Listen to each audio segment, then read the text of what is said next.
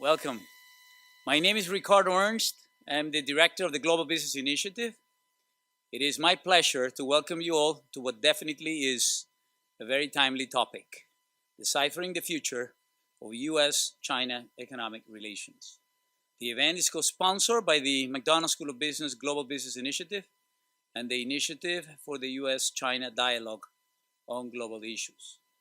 U.S. China economic ties have never been greater.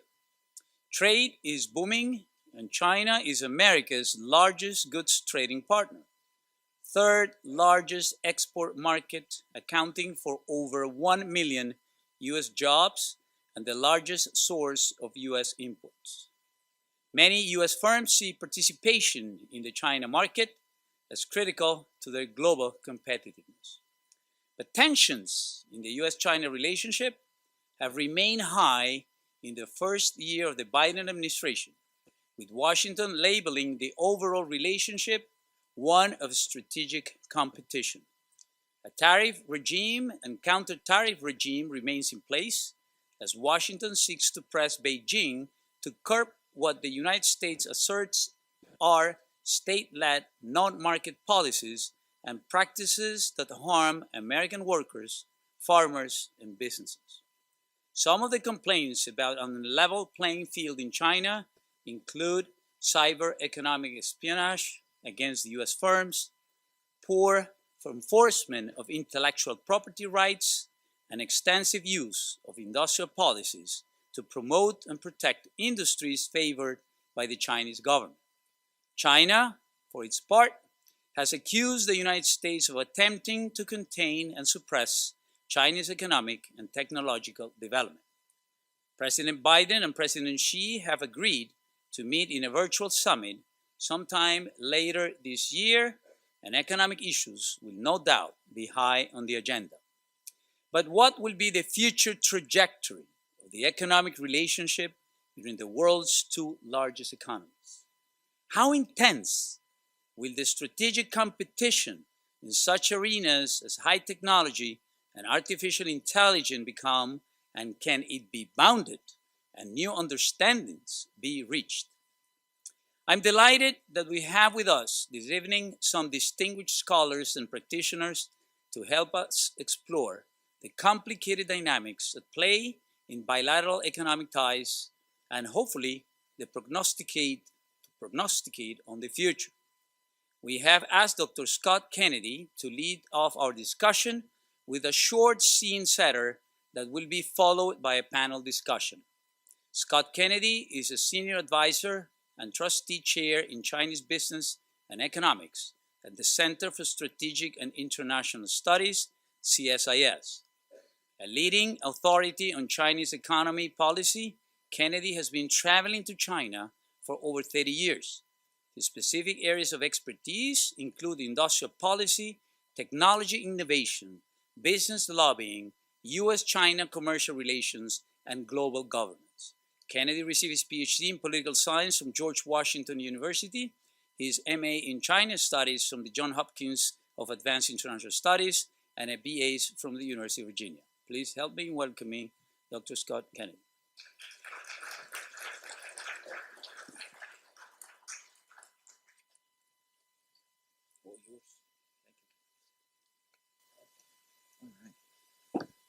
Well, this is wonderful to be here in person. I want to thank you very much for that very, very kind introduction, and it's great to be on a university campus. Again, I spent 15 years at Indiana University, and there's almost nothing better than teaching except working at a think tank. But I actually really like being on campuses, and especially when I can do it in person. And as you're alluding to, and as we're all wearing masks, we're all grounded in a lot of the business school programs to take students around the world to provide advice and learn. For businesses to travel, it's very difficult to do international business when you can't get on an airplane or a train. And when your job is to study companies and industries, it's super difficult. I'm lucky at CSIS to have some amazing talent to help me, Georgetown grads. So I really appreciate the great work that Georgetown University does in training folks to help us study all different parts of the world. What I was asked to do is just to provide some initial remarks about this debate that the U.S. and others are having about what kind of economic relationship we want with China. And over the last 2.5 years now, almost exactly, the U.S. has been debating the idea of decoupling. Should we separate our economies from China's in trade, investment, technology, travel, because the risks are so high? Or should we partially decouple and just focus on the risks that are highest? Or are we missing the picture, and in fact there's a lot more opportunities than risks, and we need to modestly mitigate risks and exploit those opportunities? That's the debate that we've been having to no end. But one of the really interesting things, which is just remarked, is while we've been talking about decoupling, we're still highly coupled. We still trade enormous amounts with each other, over 600 billion a year. We still, in terms of direct investment, at very large amounts, as you'll hear from others. And in terms of portfolio investment and dollar flows, actually more than ever is flowing between the U.S. and China, despite what you hear about Chinese companies being potentially delisted from the New York Stock Exchange and others not being able to list in the first place. We're talking $5 trillion of finance, which far outweighs actually the trade flows. So there's still a lot. We're still pretty tightly coupled. So this is in some ways a typical Washington, D.C. conversation about a world that we think we might want to have as opposed to the world that it is. Nevertheless, Washington does set a lot of rules. We have a lot of power, and we need to have this conversation. So I wanted to offer a few remarks about this, and then I'm going to turn things over to Evan Medeiros and the fine panel assembled to debate. Hopefully they'll throw some rocks at some of the ideas I put out, and we'll have a good discussion tonight. I want to begin just by mentioning U.S. Trade Representative Katherine Tai, because she gave a speech recently at CSIS, and her speech was notable because it was supposed to be the unveiling of the Biden administration's China trade policy. And I don't know if folks had a chance to watch it or read after or watch after.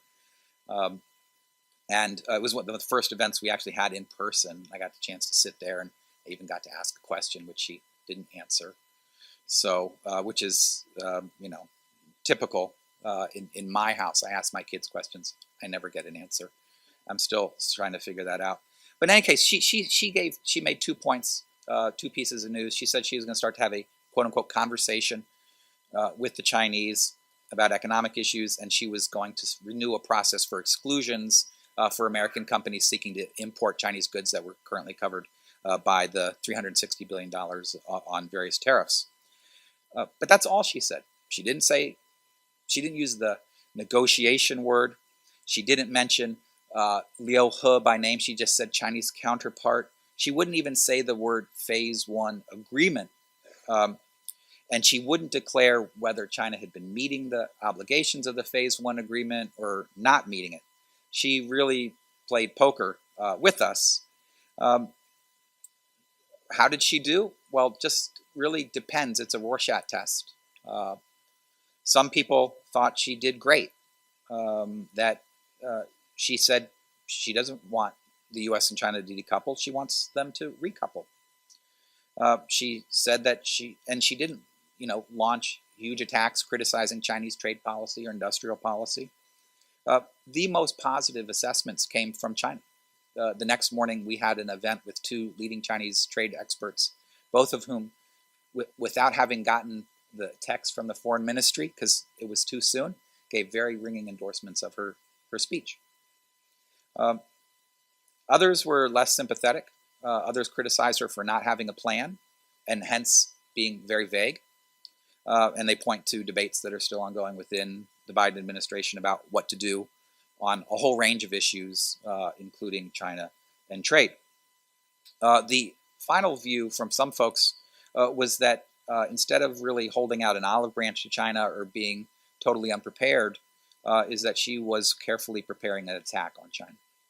That she was essentially needing to be vague because she's still marshaling her resources. She's getting ready to have Congress pass hundreds of billions of dollars in spending to support American industrial policy, and she's and the rest of the administration is working to get allies on board to be tougher on China, whether it's through security arrangements like the Quad or AUKUS, or on economic issues like the U.S.-EU Trade and Technology Council. She finished up the meeting and immediately went to the airport and got on a plane and to Paris, went to the OECD. She's been back 3 times to Europe. Why does she get to travel and we don't? I don't know.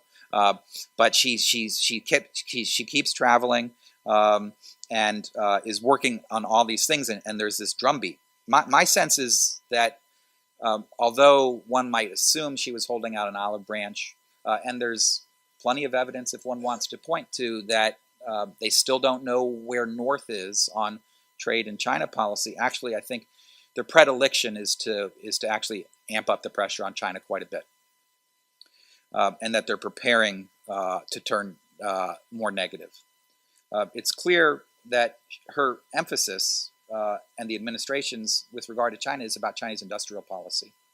At yesterday's WTO policy review that is held every 3 years for every WTO member, the U.S. statement said, the United States' most fundamental concern with China's trade regime involves China's industrial policies. Almost no mention of the Phase 1 deal or anything else.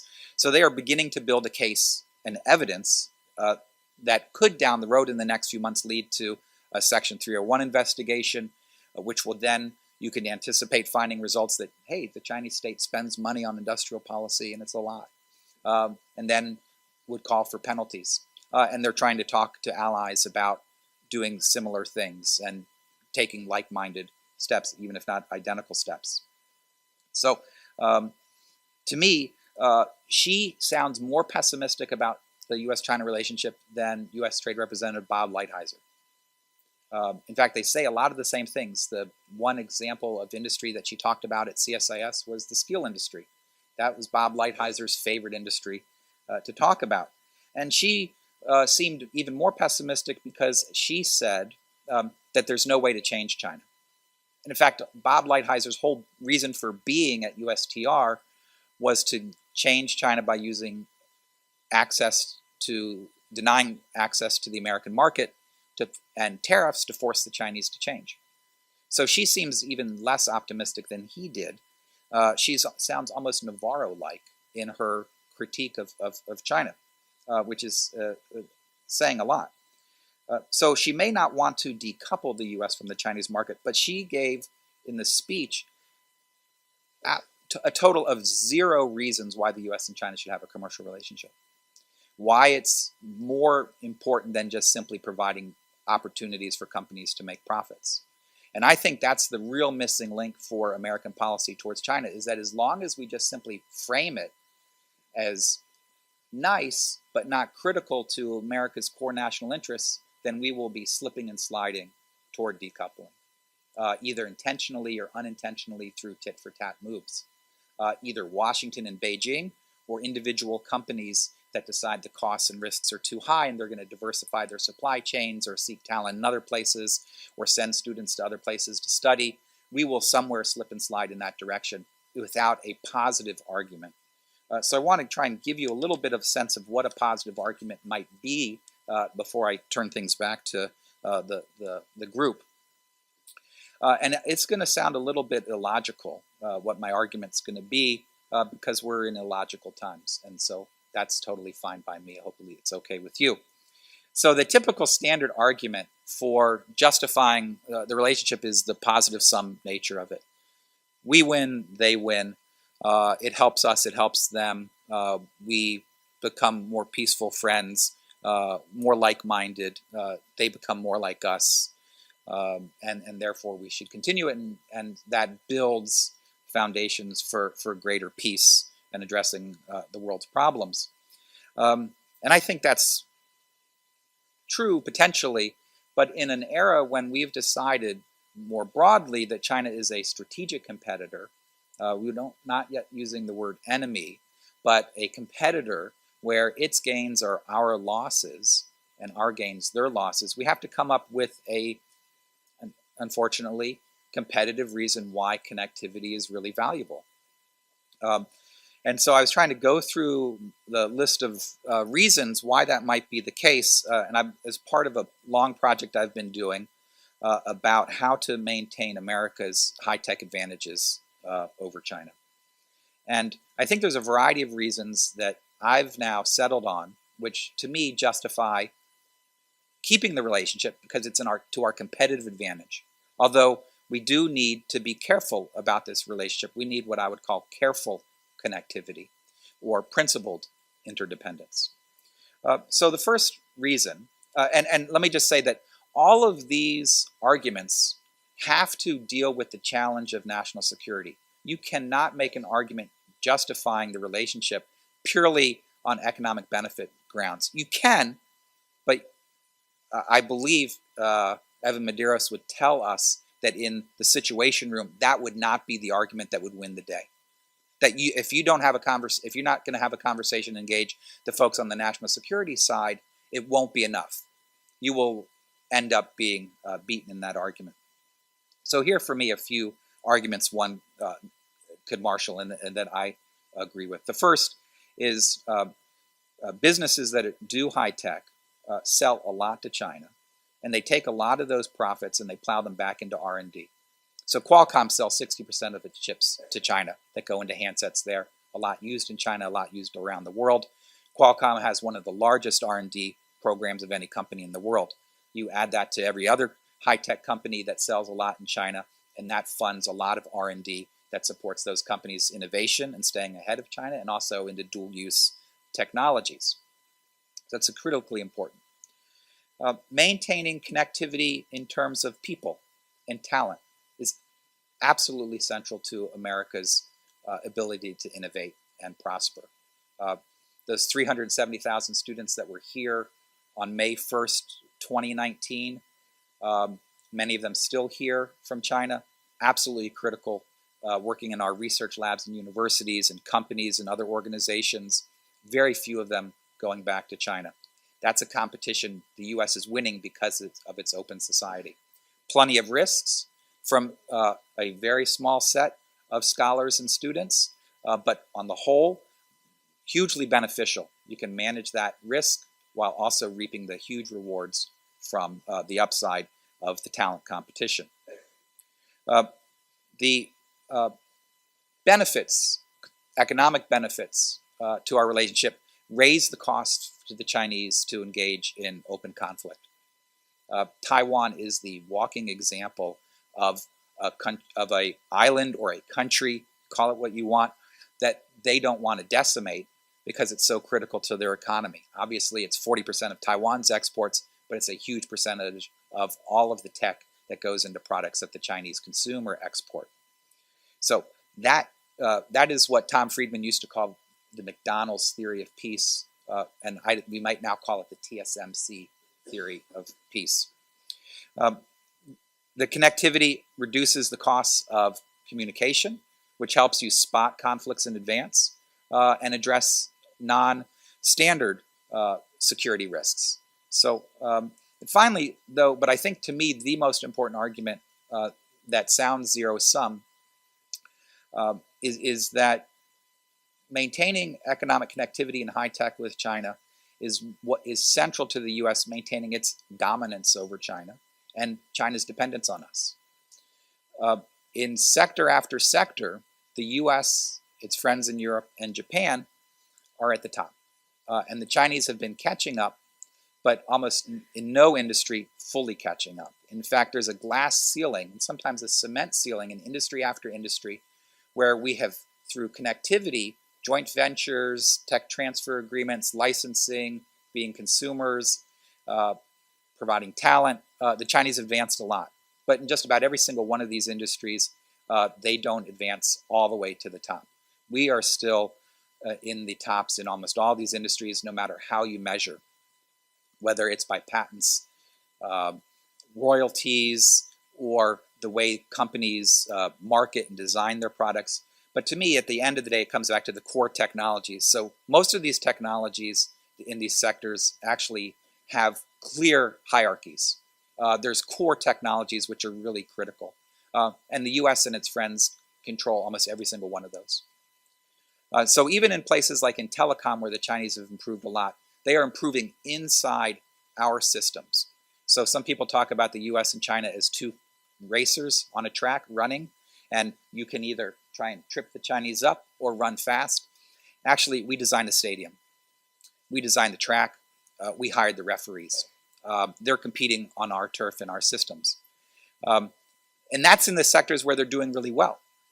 In the sectors where they're not doing as well, they are getting further and further behind. In aerospace, they are further behind every single year. They're trying to make a plane. They're way behind. They're not catching up. When they finally get the C919 in the air, when you look at the plane, you'll realize that's an American plane. Because everything in that plane that keeps it in the air is from the United States or from Europe. The only thing that's on that plane that's Chinese are some of the escape hatches. Totally honest. Even the paint is not from China because it's too difficult to paint a plane really well given Chinese air quality. So my view, which is the foundation of my argument, is that we're still ahead and we have huge advantages, and the relationship helps us maintain those, and we ought to continue to use them. Obviously, areas of significant risk where we need export controls, investment restrictions, other things, but broadly speaking, we benefit from the relationship, and if we can manage the risks, we can exploit and extend our advantages. Now, let me conclude by saying that sounds great perhaps to an audience like this in the United States in Washington, D.C.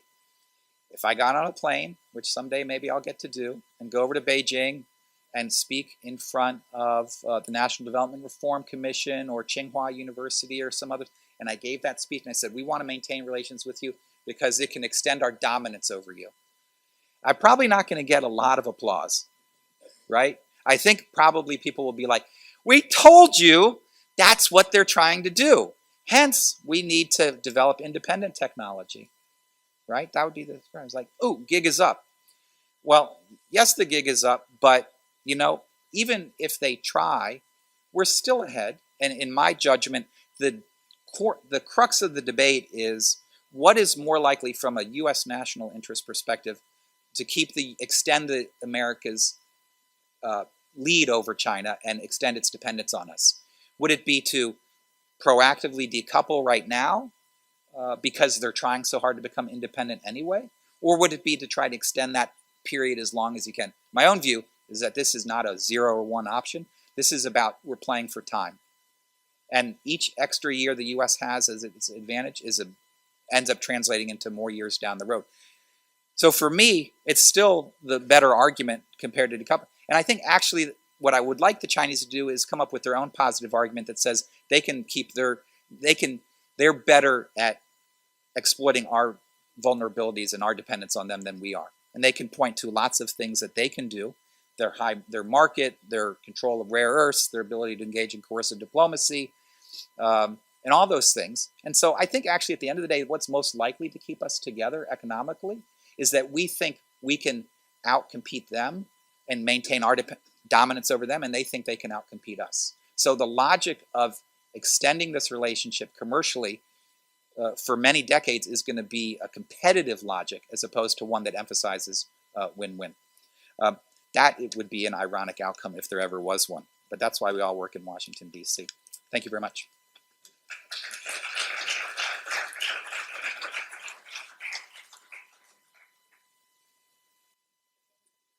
Thank you very much. I'm not sure if we're supposed to be optimistic or pessimistic after what you have said. So hopefully the panel will allow us to make that distinction. However, one thing that came very clear, at least to me, is the level of interdependence and interconnection that exists between the two countries. And it's definitely more than an economic decision, it's a political decision. And then they both work hand in hand. So thank you very much, because it was really, really interesting to hear what you have to say. Now, I would like to introduce our panel. We have first Craig Allynne, is president of the U.S. China Business Council, USCBC, a private nonpartisan nonprofit organization representing over 200 American companies doing business with China. Prior to joining the USCBC, Craig had a long, distinguished career in U.S. public service, including 2 tours of duty at the U.S. Embassy in Beijing and a tour of duty in Taipei. Craig was ambassador to Brunei during the Obama administration and is a Georgetown MSFS graduate. So, Craig, just join us. We have also Dr. Evan Medeiros, is the Penner Family Chair in Asia Studies in the School of Foreign Service and the Kling Family Distinguished Fellow in the U.S. China Studies. He previously served on the staff of the National Security Council as Director for China, Taiwan, and Mongolia, and then as Special Assistant to President and Senior Director for Asia. In the latter role, Dr. Medeiros served as President Obama's top advisor on the Asia Pacific and was involved in all aspects of U.S.-China relations for 6 years, including several U.S.-China summits. Dr. Medeiros, join us, please. We have Helen Toner, Director of Strategic at Georgetown's Center for Security and Emerging Technology, CSET. She previously worked as a Senior Research Analyst at Open Philanthropy, where she advised policymakers and grant makers on AI policy and strategy. Between working at Open Philanthropy and joining CSET, Helen lived in Beijing, studying the Chinese AI ecosystem as a research affiliate of Oxford University's Center for Governance of AI. Helen? And then we also have Dr. Vikki Tang, an associate professor in the McDonough School of Business. Professor Tang received her bachelor's degree from Peking University and her PhD degree from University of Michigan. She joined Georgetown in 2005. Professor Tang's research expertise includes predicting future earnings using current financial and non-financial information, earnings quality and fair value accounting. Professor Tang's current research is interested in, first, how non-economic factors such as winning and dining social trust plays an important role in business decision. Second, how innovations in technology via social media has changed business forecasting, investments, the competitive landscape in lending markets and corporate finance, and finally, regulatory framework in traditional securities and the fintech space. And fourth, the China capital markets. Let me now turn it over to Evan. There's going to be moderating this. Vikki, join the panel. We have a distinguished panel, so welcome you all. Thank The floor you. is all yours. Great. Thank you, Ricardo. Good evening, everybody. Thanks for joining us. We appreciate you coming out on Thursday night to talk about the U.S.-China economic relationship. It's sort of one of those very detailed topics that those of us in the School of Foreign Service get very, very excited about. So we're very glad you're here. We have a superstar panel. I've worked with and collaborated with almost everybody on this panel, so I'm very excited to have all of you here. As they know, or as they've been warned, I'm a very, very active moderator. It's one of the things you learn when you serve on the National Security Council of the United States. You basically give people 30 seconds to make their argument. If it's not persuasive, you move on. So I'll be a little bit more generous than that tonight, but the focus is going to be on sort of a high tempo, high quality, very engaging discussion about the U.S.-China economic relationship. And, you know, Ricardo did a superb job at the beginning setting the stage, right? This is a highly, highly economically interdependent relationship, right? China is our top goods trading partner, one of the, I think, the largest source of our imports, obviously one of our top overall trading partners, goods and services. But we pick up the newspaper every day, the FT, the Wall Street Journal. What do we read about? China's growing its nuclear arsenal. China tested some crazy space weapon that could descend on any part of the earth at a moment's notice, right? So we're at an interesting inflection point in the relationship where economic interdependence is high and growing, and security competition is high and growing at the same time, right? couldn't be any more different than the historic Cold War that the US and the Soviet Union experienced. So in terms of international relations, we really are in terra incognita. And these people are going to explain to us how we sort this all out. So I'm going to start with Scott. And Scott, thank you for that wonderful presentation. Fantastic. Gave us a lot to think about. But I'd like you to step back for a second, because your presentation was spectacular on sort of where we are today, and in particular, the direction of U.S. policy toward China on economic questions. But for this crowd, will you just set the stage? What are the top 3 challenges in the U.S.-China economic relationship, either from the American side or the Chinese side, right? What are the big challenges confronting this highly interdependent relationship? Well, thanks, Evan. Well, I've only got 28 seconds left to go. And whatever I say good will be based on my research assistant who used to work for Evan. So, but in terms of what's really important and critical, one has to obviously be that we have very different economic systems. That China has a state capitalist system, largely defined. Ours is primarily market-based. And if China were the size, had the economy the size of Ethiopia, it'd be okay. But it's not. It's much bigger, and therefore the economic consequences and distortions from China's system are global and affect American producers and our ability to innovate. And so that's probably challenge number one. The other is that in terms of providing global public goods, these 2 different kinds of systems set us up for a competition, encouraging us to compete, and make it much more unlikely for us to find common ground when we need to in areas like public health and climate. The last is that we've got to innovate, and innovation is super critical. And in order to innovate, you've got to have the best human capital and the best universities and systems to support it. And because we are focused on the competition with China and the strategic challenge and a lot of other ones, I think we have forgotten or lost the theme about really how to make our system work well. So to me, those are 3 big challenges that we face. And that's great. Let me ask you about number 1. So state capitalism versus democratic capitalism. And so you said the challenge is our systems are different. So are you saying that the U.S.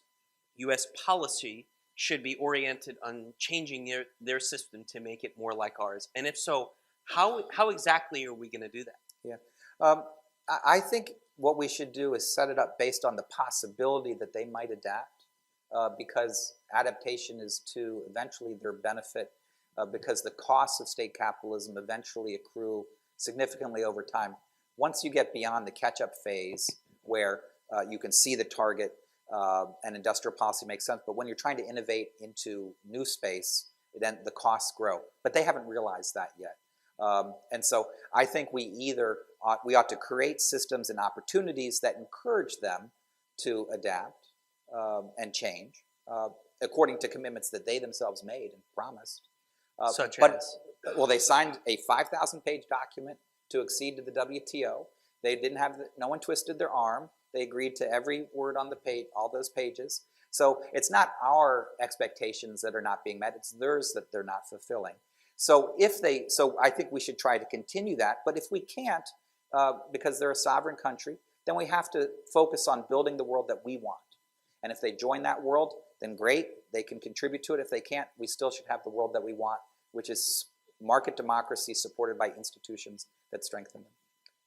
So one more question for you, Scott, and then I'm gonna go to Craig.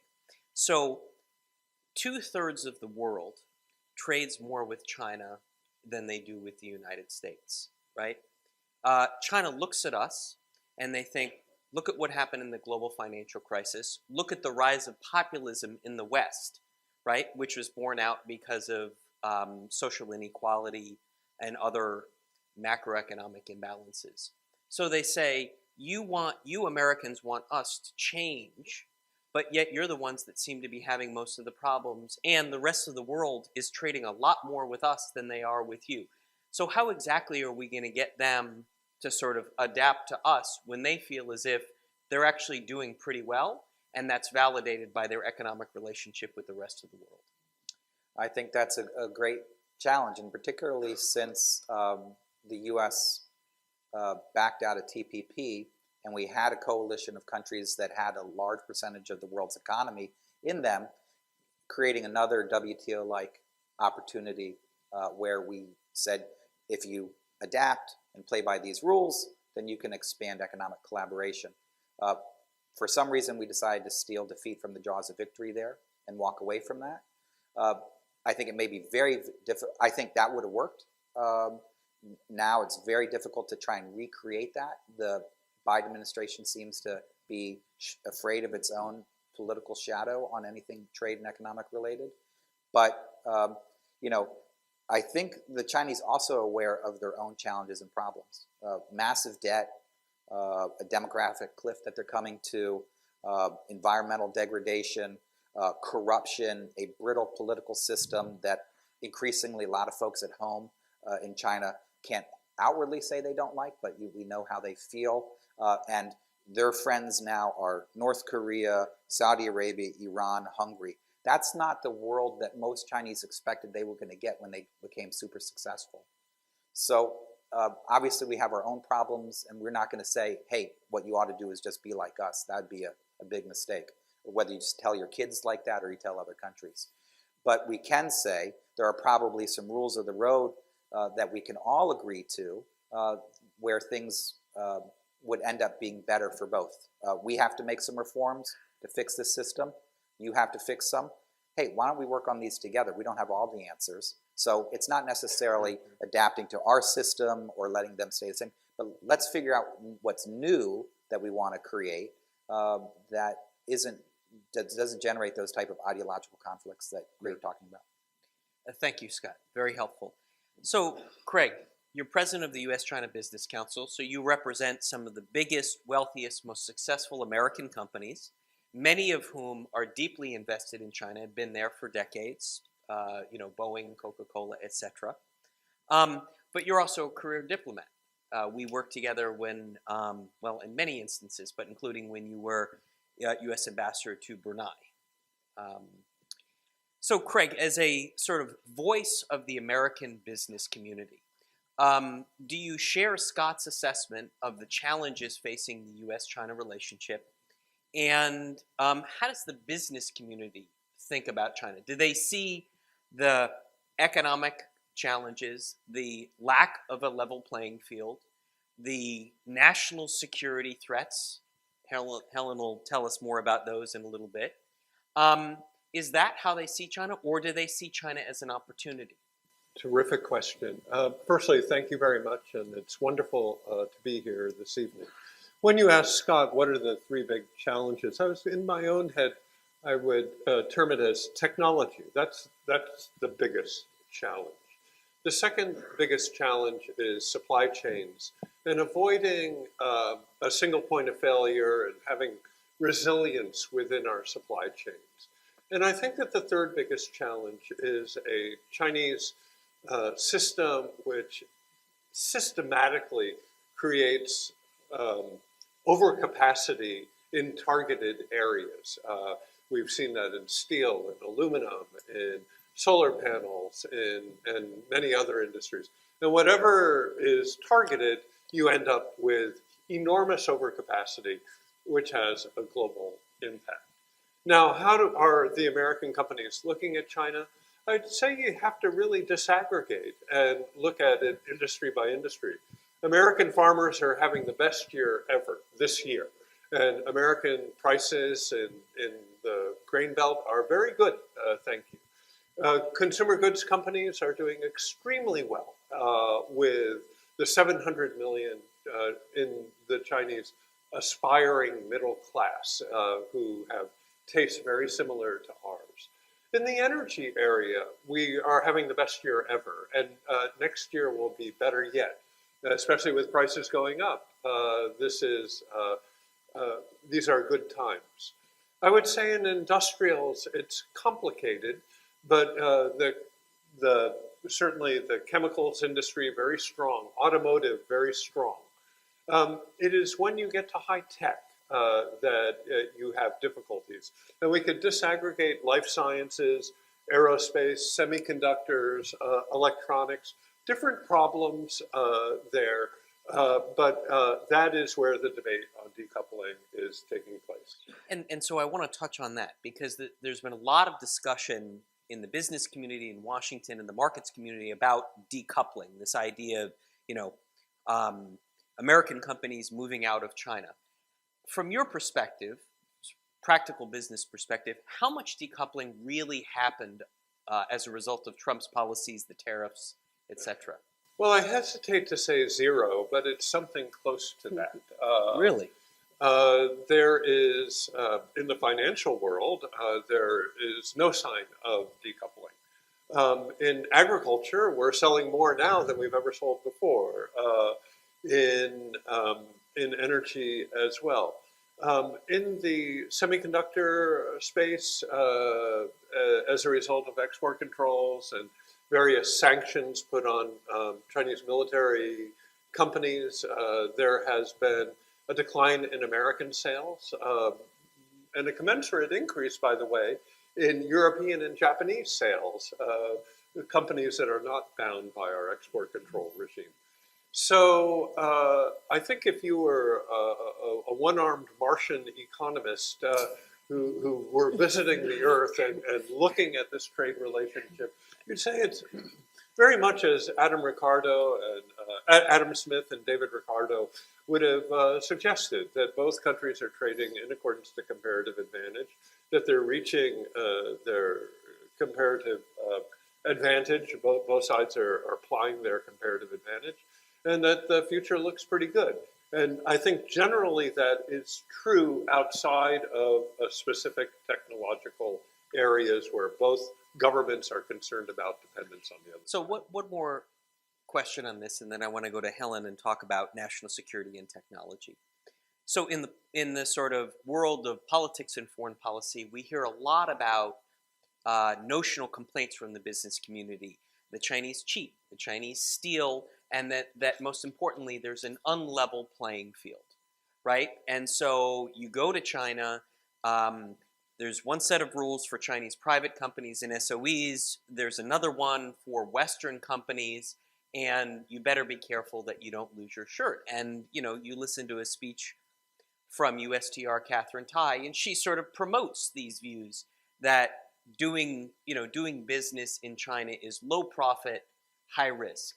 You seem to be telling a different story. How do I reconcile these two? So I do agree that the playing field is not level, and that Chinese state-owned companies will kick the ball down a pretty steep hill.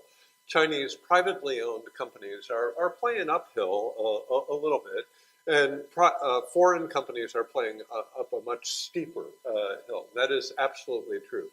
But even with that reality, foreign companies are still doing very well in the China market, and you could take any particular part of the China market and talk about how the Europeans are doing, the Japanese, the Koreans, and the Americans, and most companies are doing very well. China represents, over the last 10 years, 30% of global growth, and we have taken a relatively large share of that. I suspect that for the next 10 years, China will take about 30% of global growth. East Asia, 40% of global growth. Throw in India, 50% of global growth. American companies are going to remain in China. We are going to be leaders in China if we are to remain global leaders. And if we leave China, given the scale and the speed at which the Chinese move, we are not going to be global leaders. And therefore, we are committed to this market, and we will expand our investments there, and we will continue to be successful and fight for that level playing field, which the WTO promised us, and which TPP may be out there somewhere in the future. Thank you, Craig. That's a very comprehensive economic perspective. Now I want to bring in the national security perspective, right? Because economic interdependence, security competition. And Helen, so the questions of national security most often come in on questions of technology. the Chinese steal our technology. The Chinese outcompete us on certain technologies. So talk to us a little bit about technology in the context of the U.S.-China economic relationship. What are the risks? What are the opportunities? And do American technology companies, do they feel like, do they see China as a risk or an opportunity?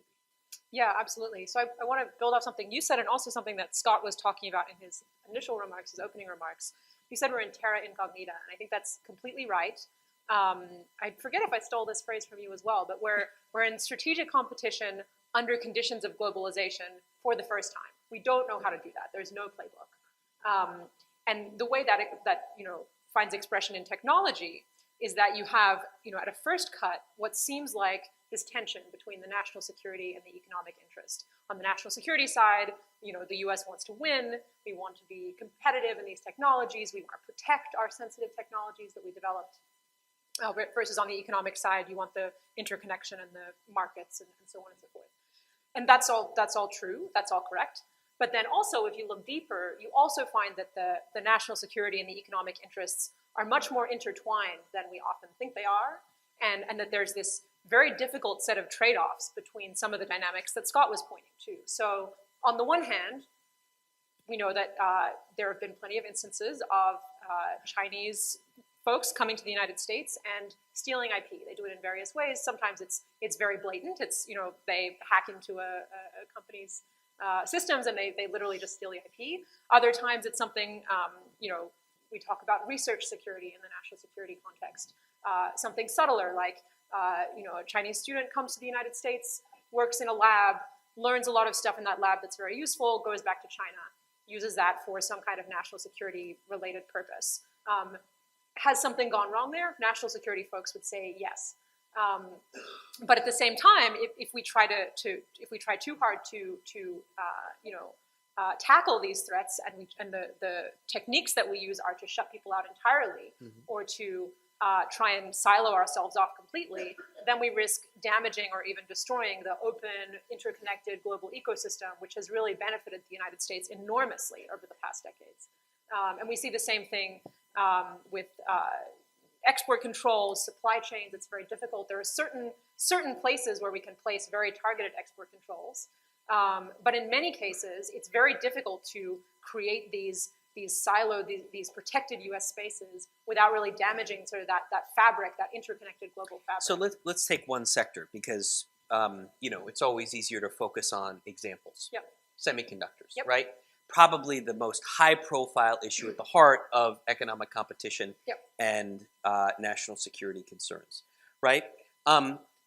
Should American companies be cooperating with China on semiconductors? The Chinese want to be a semiconductor superpower. America and its friends and allies are already a semiconductor superpower. What do we do?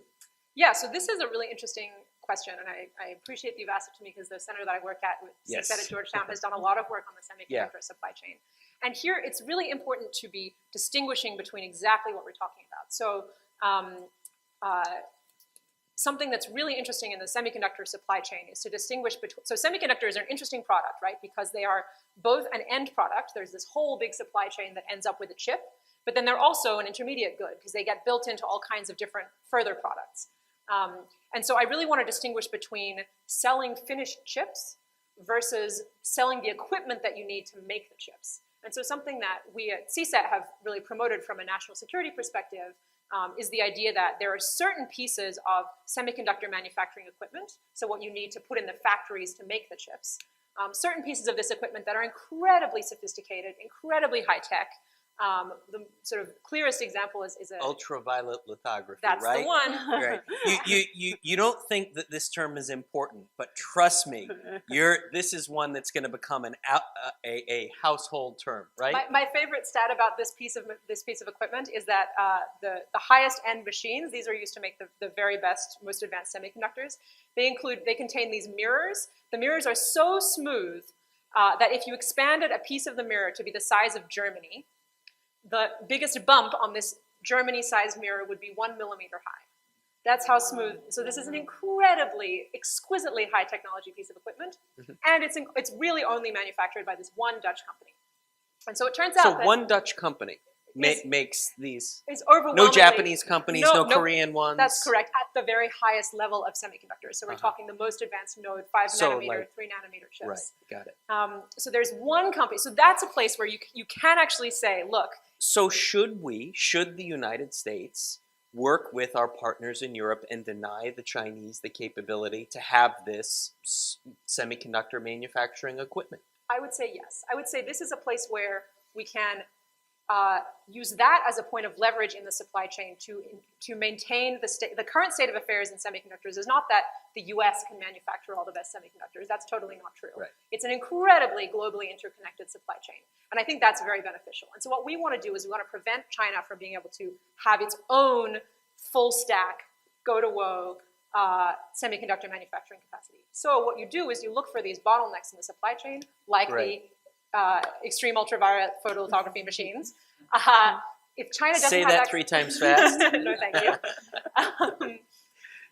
And we can hold on to those, and this is why I Right. said at the beginning we have to get really specific about what we're talking about. Hold on to those. That means that the supply chains continue to be global, interconnected. But then we sell chips into China, no problem. Obviously, we don't sell to military end users. There's certain exclusions for end users that are known to be violating human rights. But on the whole, you can maintain this very strong. Okay, so that's semiconductors. Can you do it in AI? Can you do it in life sciences? Right? Can you do it in additive manufacturing, 3D printing? Gosh, I mean, I thought you were just going to ask me the one easy question where I had the great answers and then I'd get to stop. But no, I think it's Yeah. actually much harder in most other sectors. I think that dynamic where you can prevent them from building up the domestic industry and then continue to sell the semiconductor chips product is a very nice situation for the United States. I think in most other industries, and I'd be very curious to hear what other panelists think about this, I think in most other industries, coming back to the terra incognita, we don't know how to make these trade-offs between what is it okay for us to give them access to, where does it benefit us in the end because the technologies get developed further and U.S. companies continue to be world leaders, versus which things should we be holding back? When it comes to genetic data, how concerned should we be about the prospect that Beijing Genomics Institute is gathering all kinds of genetic data on us? I honestly don't know the answer to that. I have colleagues that think we should be incredibly concerned from a national security perspective. I have colleagues that think, look, open science, the global, this has been so successful for decades having these really internationalized systems. Let's keep it going. So I think for many, many industries, it's very difficult, and we can pull out one other sort of example of in my mind, easier case is something like, look, if we can identify companies that are using facial recognition in Xinjiang to help put the Uyghur population in, forced labor and internment. I think they're already on the entities list. Exactly. Yeah. That in my mind is a done deal. Let's not work with those companies. But I think in many, many cases, the trade-offs and the balances to find are much more difficult. So Vikki, I want to bring you into the conversation. As a professor here at the McDonough School of Business, you work a lot with private Chinese companies in a variety of different sectors. What's their perspective on the U.S.-China economic relationship? Do they see the U.S. as important to their future? Are they principally interested in domestic demand and the domestic market in China? Are they aware of this growing American concern about technology sharing with China? So at the firm, at the enterprise level in China, how aware are they of this big international debate? Yes, thanks for asking a question. Actually, I want to kind of just piggyback on Helen's point about the semiconductor. I mean, I think in terms of going back to Scott's point about the strategic competition, I think China probably has realized, this is a kind of area where the dominance probably can continue for a while.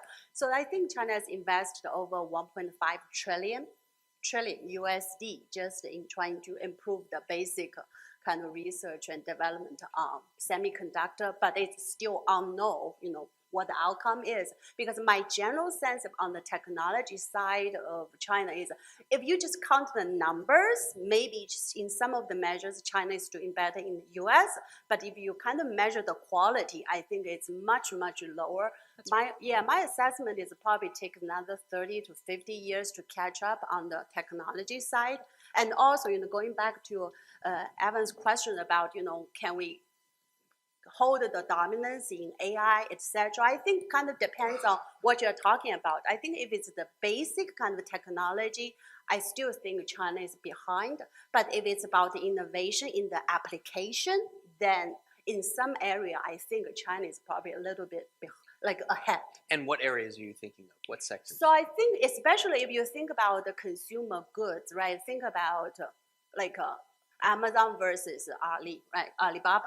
So both of them started as a retailer, but I think Alibaba has grown into more, we call those called destination application, where you can do shopping, you can do finance, you can do game, you can do education, whatever, you can do all that there. But I don't think there's, a counterpart of a kind of app in U.S. has emerged as that. So I think it's, for some reason, based on the experience I've worked on, with Chinese company for at least 4 years now, and I'm just amazed at, in terms of application level, how innovative they are. Especially the innovation in the business model, how to monetize, what they have. Mm-hmm. Interesting. So Scott, one of the issues that comes up a lot is what exactly is China's economic strategy toward the United States? And we know a little bit about this because China released its 14th five-year plan earlier this year. And for the first time ever, interestingly, it had an entire chapter just on national security. So walk us through how China's view of the U.S. economy and the U.S. role in the world, and how you think they're trying to position themselves amid the debate we've heard today. Yeah. I think their debate actually sounds a lot like the kind of debate we're having here. But they've been having this debate a little bit longer than us. I think their anxieties about globalization, they've held them longer. And then they've had examples, whether it's a global financial crisis or Snowden revelations or other things. I think there's been sort of three big steps in the debate in China about industrial policy and how they should have a relationship with the United States. I do think for a long time, beginning in the mid-1990s, when they started to actually craft specific industrial policies, 1994 is the first time they had industrial policy for a specific sector. It was one on semiconductors and one on automobiles. I think their idea was, you know what, how can we just grow this sector as much as possible, as fast as possible? We're not going to become big players in the global economy, but geez, we know that we're going to need these things. And so they followed the plans on semiconductors and autos with investments in other big, what they called mega projects, the Three Gorges Dam, other dams and things like that. And there was just like, how do we just get our foot in the door in these sectors and not just entirely import? The second stage, which we saw really at the end of the Hu Jintao era and the early part of Xi Jinping, culminating in which everyone knows, Made in China 2025, the best advertising plan the Chinese wish they'd never carried out, right? That plan said, you know what? We want to have increased market share in these sectors in China and globally. We're going to be part of these global industries, and we want to change our position in the supply chains and levels of value added and things like that. That was 2015, right? Where they are with the 14th five-year plan that you just mentioned is they're like, you know what? We don't know if being a part of global supply chains is a good thing at all. It's very risky. In fact, we won't need that entire stack that Helen mentioned. We need to have that entire capability. So self-reliance. Yes, yes. So they've moved quite far. So now they're sounding like 1960s language. Import substitution, reduce reliance on the outside world, increase reliance on domestic eliminate reliance. And so change the dependency relationship fundamentally. That's aspiration. That's Beijing talking like Washington. That is very far from reality, right? We're still ahead. They are still highly dependent. In fact, they are way more dependent on the global economy than we are. And that is not going to change as much as Xi Jinping wants it to. And why isn't it going to change? Well, they still need there's still many things that they can't do. And if they want an economy that grows a lot more slowly, that is a lot less efficient, that's not able to solve problems and provide goods to consumers, then they can stop buying Craig's members' stuff. And they can stop having Exxon do joint ventures or BASF and others. So if they want to drive their economy into the ditch, then they can have North Korea's economy if they'd like. And Craig, are you and the members of the Business Council, are you concerned with this new Xi Jinping vision for the future of the Chinese economy that's about reducing reliance on others, increasing others' reliance on China, and creation of more, investing in more national champions? So I would agree that self-reliance is a word that we hear mostly with regard to technology, but not only. There's also talk about agricultural self-reliance and energy self-reliance. And so therein is a contradiction within the Chinese economic planning apparatus. They welcome foreign companies, but insist on that the ultimate goal is self-reliance. How to square that contradiction is something that we worry about a lot, especially if that drive for self-reliance and the 1.5 trillion that Lily spoke of leads to global overcapacity in industries like semiconductors or aircraft or machine tools or others. So I think that there are absolutely huge risks here, but we believe that, well, we've been managing these contradictions for the last 40 years, and we believe that we'll be able to continue Right, to but manage. now China is the second largest economy in the world, growing at somewhere between 4 to 5%, and you have a powerful leader who might get a third term, or stay indefinitely in the future, and seems to have some different ideas about the future of the Chinese economy.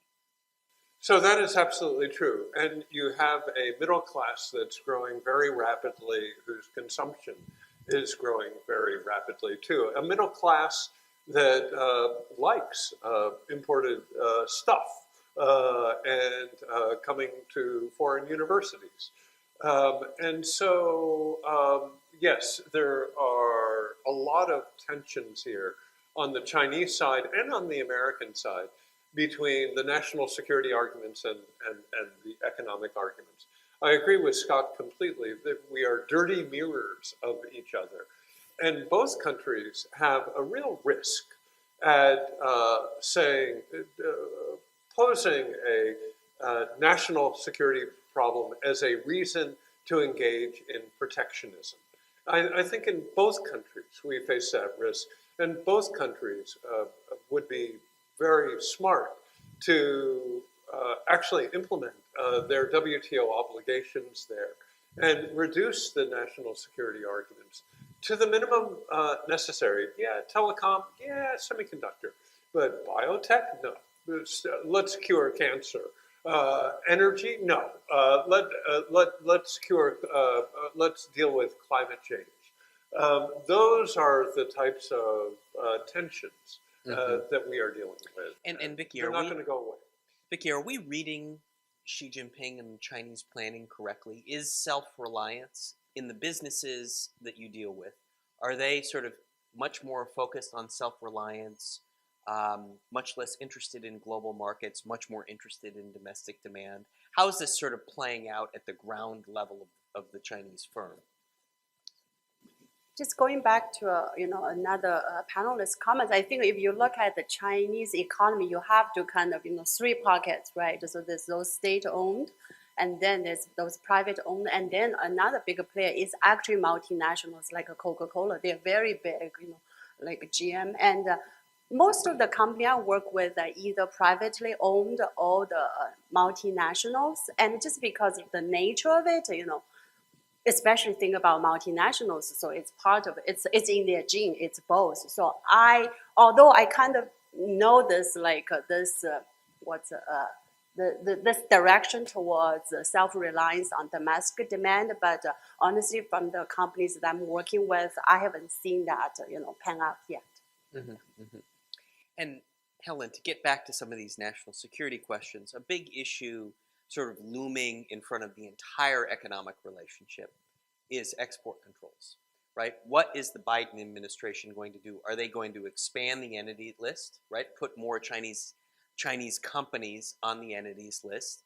Sort of give us your best guess on what the direction of export controls is and what impact you think it's going to have on the U.S.-China economic relationship.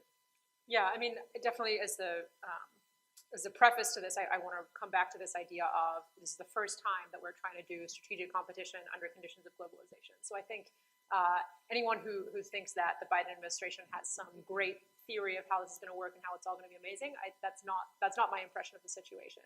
That said, my expectation, and I'd actually be very curious what you would make of this, Evan, but my expectation is that we will see... But I'm the moderator, so... Yeah, put himself so on I the get to spot. dodge all the hard questions tonight. My expectation is that we will see an expansion. We will see an attempt to more comprehensively list some of the organizations that are connected to the Chinese state and the Chinese military. Of course, the challenge is in China delineating who is sort of significantly connected or meaningfully connected or deeply connected, Right. and who is not, is nigh impossible. And so I think it is going to be a real tightrope walk for the administration to determine what counts as unacceptable and what level of shutting down these relationships or prohibiting these kinds of exchange ends up actually damaging the United States because it makes us a less attractive. So if you had the keys to the kingdom and you got to write the export control plan, what are the top 3 sectors on your list? Well, first I'd go home and cry a little. Yes. Sounds like a very terrible job to have. So we know semiconductors is number 1, right? You get the flat glass. What else is on the list? Where do we have to maintain dominance?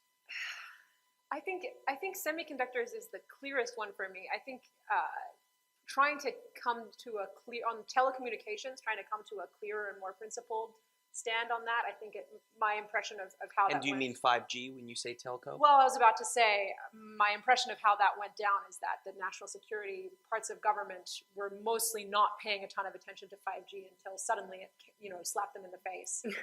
And so in terms of the technology nowadays, I think it makes sense to be looking more to 6G, looking to sort of longer term competitiveness. And I think the current measures that are in place are mostly a bit of a reactive move to the 5G situation. And AI, that's the other big one in the room. AI, I don't see. I mean, I think the current human rights controls make a lot of sense there. Looking for really clear cases where the technology is being used unacceptably according to U.S. values. I think that's going to continue to be the minority of cases. I personally think that AI is a sector where the research ecosystem is even more internationalized and open. You have even lots of private companies publishing their research openly, working on open source tools. That's an area where I think the prospect of export controls is a little more dicey. So Craig, let's say the Biden team decides to implement Helen's plan of brand new export controls. What does that do to your companies that are fighting for market access, revenue, and profits on a daily basis? So I think that the answer is that it depends on whether it's done on a multilateral basis or not. If it is done on a unilateral basis, then when the United States designates a Chinese company as being unacceptable, the Europeans and the Japanese are rushing in as we are walking away. And the rest of Asia as well. It's a very common phenomenon. So there are efforts to coordinate with the EU. I'm skeptical that those will work out well. I think that the arguments that Scott put forward about the sale of technology and under licensed conditions so that its use is prescribed to civilian purposes allows American companies to benefit from economies of scale, which is necessary to continue research. So I would advise the Biden administration to be very careful about expanding export controls, it's going to cost American jobs. It's going to cost American productivity. It's going to cost the ability of American companies to compete in those areas against European, Japanese, and Chinese competitors as well. So it's a very difficult balancing act that we should have, as Bob Gates said, tall walls around a narrow garden. Keep it to semiconductors. Keep it to Fine metaphor. Good luck implementing it. Helen, what do you think? Yeah, I just wanted to jump in with an example of how this has gone wrong in the past, which is the space industry. Yep. And this is really, an example of what happens if you look at a technology, you say, wow, this technology sure And looks... specifically, you're talking about space launch vehicles, correct? That's right, that's correct. You look at the technology, you think, man, this looks really strategically important. We better keep it for ourselves, we better protect it, we better not let potential competitors or adversaries get their hands on it. And what happened in the 1990s was that all kinds of controls were enacted on the US space industry, and the industry just essentially lost its ability to be globally competitive because it was such a pain for any international company or entity to deal with. And so that is... But interestingly, America is back in the SLV business, right? We're now back in a new way, it's true. We did manage to dive back in after a period of struggle. But I do think that that was a case of how it can go wrong. Right. So I'm mindful of the time, and I know we're getting close, but I've got one other big doozy for Scott. Good. Yeah. So Scott, one of the big ideas that's being debated and would be radical in the U.S.-China economic relationship is putting controls on outbound FDI, right? We all know about inbound FDI controls, the CFIUS process, the Committee on Foreign Investment in the United States. Now there's some discussion, do we want to, put somebody in Craig's office and make sure that all of the members of the U.S.-China Business Council, their investment before they invest in China, that their outbound FDI gets vetted? What do you think, Scott? For the most part, no. Because when you're talking about investment, you're talking about money, right? Dollars. You're not talking about the technology, and it's a technology that we ought to, Occam's razor, solve the problem. So if it's technology that you're worried about, then you control the technology, the end use and the end user. There are some areas of investment you need to be concerned about because for two reasons. One is American companies or others may go to invest in China, and as part of their paid-in capital, it may actually just contribute the technology itself. And so you need to be aware of that. And so in some certain kinds of circumstances, you want to know what that is. And the other is very new technologies, which are not very valuable because they're not well known, they're not widely used. And so we need folks to have a much better understanding of what's going on in Silicon Valley. So I think most of those things, though, can be handled just simply by having much greater consultation between business and government. So what does that mean? More consultation between business that and means government? It sounds like a think tank thing to say, Scott, No. but No, it's not. what does it mean in practice, right? This is a business school. We're practical people. It means that we ought to actually get out into Silicon Valley, into Austin, Boston, Bangalore. We ought to really want to get on a plane, don't you? Exactly. You're telling, and see what's going on and really know. And so as we watch deals, we can raise concerns about them. We'll see them coming as opposed to catching up. I mean, just to come back to the things that really bother me that I think we got to worry about besides chips. No one's mentioned engines. To me, engines is the other giant technology where we have huge advantages, and it doesn't matter whether it's in the air, on land, or in the sea. We have huge advantages. The Chinese are struggling, so we need to protect engines. I'd say materials are another one where they're critical. And then advanced computing. There's some things that we can do at advanced computing that they definitely can't do that we ought not to share. But I think those are, again, those high walls, small garden types of ways we can protect ourselves. And I think protecting those directly as opposed to simply creating a whole new bureaucracy of folks to track every individual deal is smarter. Well, I'm very mindful of the time. This has been a superb panel. Please join me in thanking them for an excellent discussion tonight.